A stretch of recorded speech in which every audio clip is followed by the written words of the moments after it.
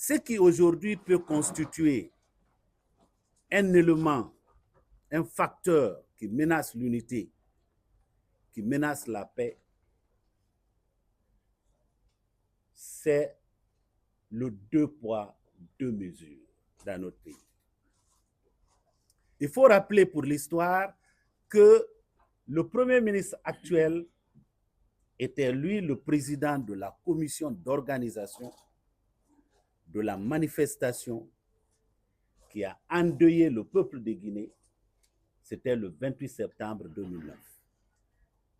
On l'a même vu durant le procès témoigner. C'était un soldat à la tête d'une équipe qui avait pris le pouvoir à la mort du président Lansana Conté, paix à son âme. C'était d'ailleurs un coup d'État qui n'avait pas connu d'effusion de sang. Et je crois que les agendas sont à peu près similaires parce que quand il s'agit de la lutte contre le détournement, la gabegie financière, le capitaine Dadis en a été également un grand artisan. Quand il est venu, comme le président Doumbouya, il a promis qu'il ne serait candidat à aucune élection. Et j'avoue que toutes les recherches qu'on peut faire ça, dans Google, dans tous les espaces virtuels, on ne trouve pas une déclaration où il a dit qu'il sera candidat. C'est la même chose aujourd'hui avec le général Doumbouya, qui n'a encore rien dit. Mais il faut faire un parallèle entre les deux. Il faut se poser en tant que Guinéen des questions. Est-ce qu'il y a une différence entre le capitaine Moussa Dadis Camara et le général Mamadi Doumbouya? Pour nous, au BL, il n'y a aucune différence. Ce sont des frères guinéens qui ont tous choisi de servir notre pays sous le drapeau. L'un est venu, il n'a fait que menacer. Il a dit, vous les politiques, si vous êtes trop pressés, nous sommes aussi des Guinéens, nous pouvons enlever nos tenues et être candidats. C'est ce qui a mis le feu aux poudres. Par après, sous les applaudissements et de la communauté internationale et des forces vives de Guinée, on a intenté à sa vie. S'il est vivant aujourd'hui, c'est le fait de Dieu. Il a fait face à la justice de son pays. On a tous suivi le procès. On ne peut pas ne pas se rappeler de ce qui s'est passé en Côte d'Ivoire lorsqu'on a enlevé Gbagbo avec force pour installer Ouattara. Il y a eu beaucoup de morts. Comme Dadis, Gbagbo aussi avait été accusé. Accusé de tous les maux. Il a fait près d'une dizaine d'années de prison à La Haye. Mais il a été acquitté faute de preuves. Lorsque nous écoutons, nous réécoutons très attentivement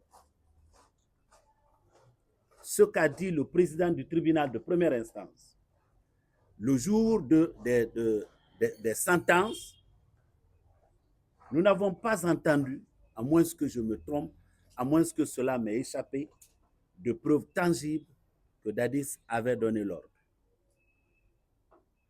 C'est ce qui a expliqué peut-être, pour ceux qui sont maîtres en la matière, la requalification pendant le procès des chefs d'accusation, et donc il est condamné pour responsabilité de commandement. Autrement dit, il est condamné parce qu'il était le chef de l'État.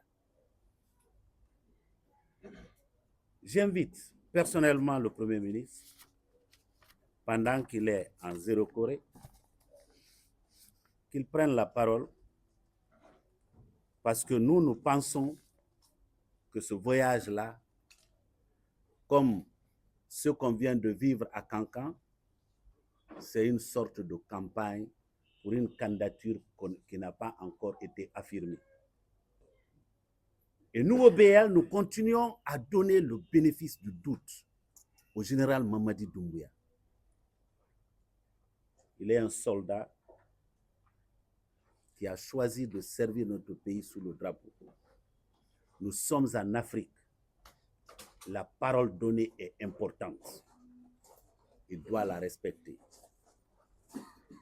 Mais aujourd'hui, on peut se poser la question d'où vient l'argent qui est en train d'être utilisé. Où sont les procureurs pour faire des commissions, pour mettre en place des commissions d'enquête? Où se trouve le CNT qui peut engager une enquête parlementaire sur l'origine des fonds qui donnent aujourd'hui des voitures sorties d'usine à ceux qui sont à la tête des mouvements pour la promotion de la candidature du général Mamadi Doumbouya.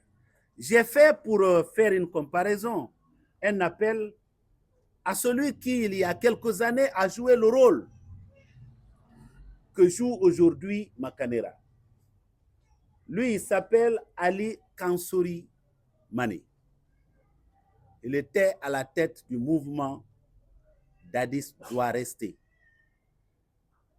Je l'ai titillé, j'ai posé la question. Est-ce que vous avez mérité une voiture? Il a dit, même pas une bicyclette. Le peuple doit le savoir. Parce qu'un jour, on devra se poser la question, ces fonds qui sont en train d'être utilisés, comme je viens de le dire, qui auraient pu être mieux utilisés en reconstruisant les écoles qui sont en lambeaux. Il vous souviendra, vous, de la presse, qu'au cours de mes voyages, à la sortie de Gawal, de la ville de Gawal, j'ai trouvé une école qui était un don de la coopération japonaise.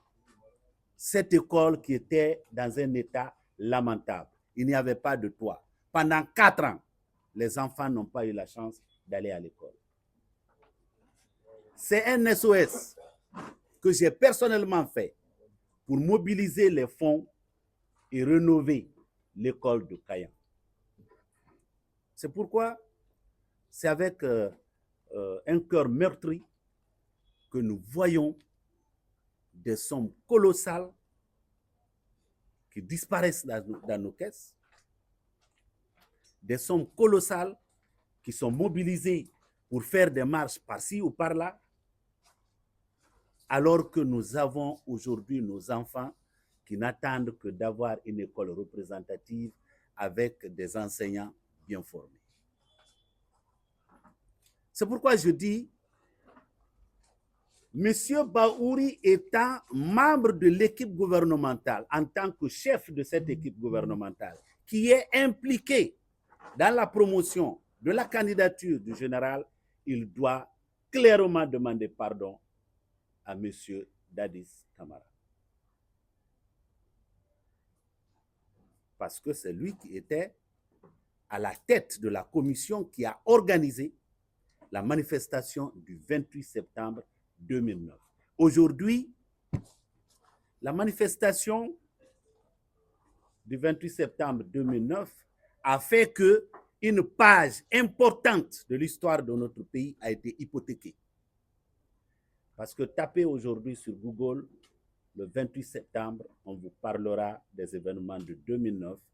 On ne vous parlera pas du choix historique du peuple de Guinée, de la liberté à l'intégration à la communauté française. Donc, ce pardon-là, il le doit à Dadis.